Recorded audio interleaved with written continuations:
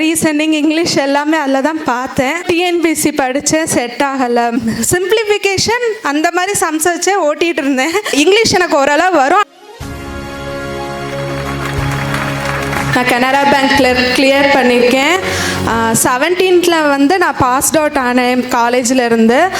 அதுக்கப்புறம் டிஎன்பிசி படித்தேன், செட் ஆகலை. அப்புறம் பேங்க் ட்ரை பண்ணி இன்ஸ்டியூட்லாம் ஜாயின் பண்ணி படித்தேன். ப்ரிலிம்ஸ் அளவு தான் கிளியர் பண்ண முடிஞ்சுச்சு. அதுக்கப்புறம் கொரோனா டைம் வந்தேன்னா அதுவும் விட்டுட்டு அப்போ தான் ஆன்லைனில் பார்க்க ஆரம்பித்தேன். ரீசனிங் இங்கிலீஷ் எல்லாமே அதில் தான் பார்த்தேன். அதுக்கப்புறம் 21லேருந்து அகெயின் ஸ்டார்ட் பண்ணேன். உங்கள் கோர்ஸ் மூலமாக தான் பேசிக் எல்லாமே படித்து ஆப்டியில் வந்து சிம்பிளிஃபிகேஷன் அந்த மாதிரி சம்ஸ் வச்சே ஓட்டிகிட்டு இருந்தேன்.